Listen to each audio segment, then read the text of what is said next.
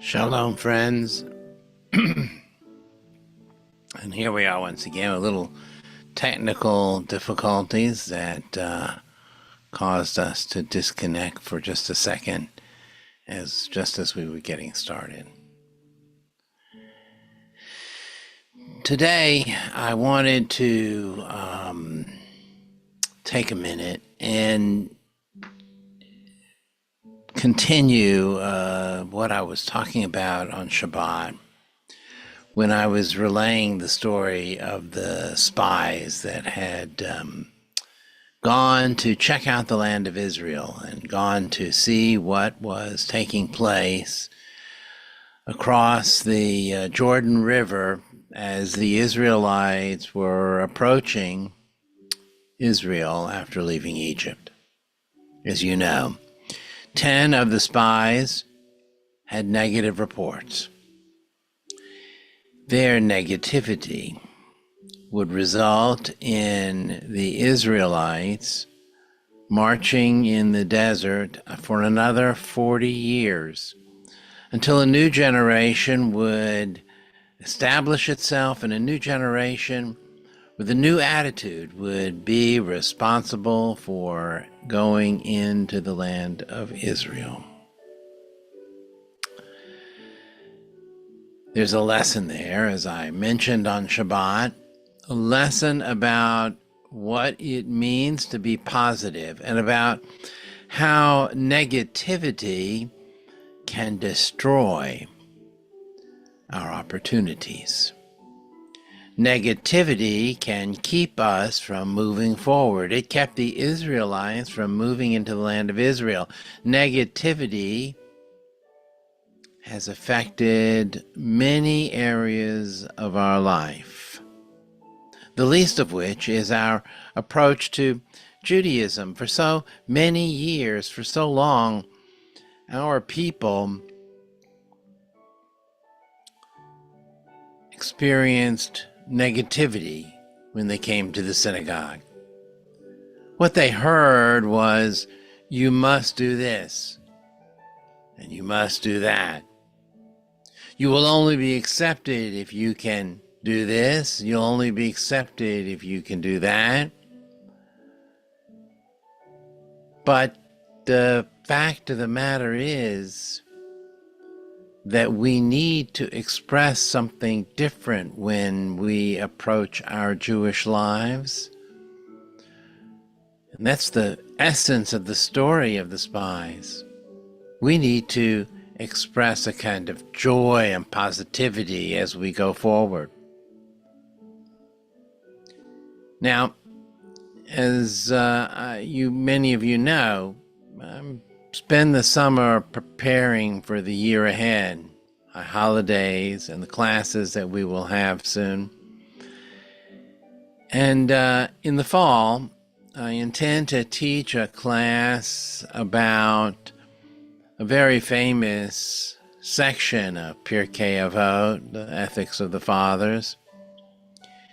And as I was preparing today for those upcoming classes, I wanted to share with you something that I read one of my teachers wrote, and I thought it was true, inspirational, and something for us to look forward to for the fall is when we get together. My teacher is Alan Marinis, and this is from a book that he wrote with heart in mind. We'll be using this book quite a bit in the fall. Here's what he says.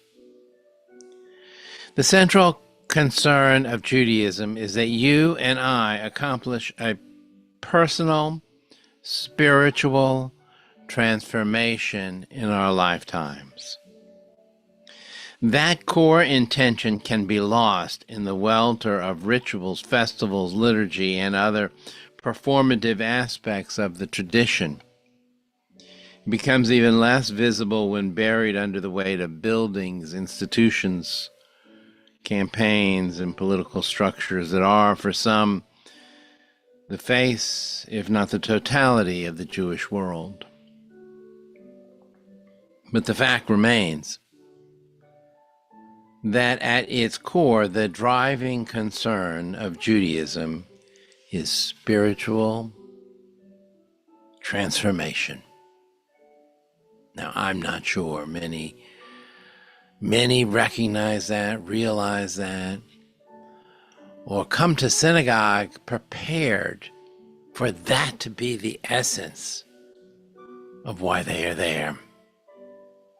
But we want that to be front and forward over this next year.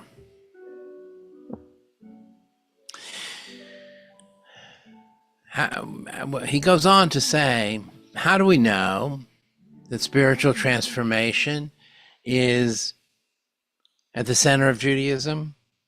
He says, consider the focus of the two holiest days on the ritual calendar, Rosh Hashanah and Yom Kippur. Yes, there are hundreds of pages of prayers and many other ritual acts, but the central focus for these 2 days is a personal stock-taking of the things one did or said in the previous year, followed by steps to repair damage, to set the stage for different behavior in the year to come. The Yerushalmi, the Jerusalem Talmud, puts it clearly. God said, since all came for judgment before me on Rosh Hashanah, and you left the judgment in peace, I consider it as you were created as a new being. Created as a new being. Wow. Something that we might not have expected to hear. Redoing ourselves. The project of becoming a new being is meant to be, in our Jewish tradition, a central thrust of our lives. There's a quote from Rambam I want to share with you. He says, do not even consider that the Holy Blessed One decrees upon all people at the time of their birth whether they will be good or bad. This is not so. Every person has the potential to be as righteous as Moses, our teacher, or as wicked as Jeroboam, clever or stupid, merciful or cruel, miserable or noble, or indeed to possess any of the other qualities. Nobody can force you. decree upon you or lead you into one of the ways, but you should choose a way out of your own free will.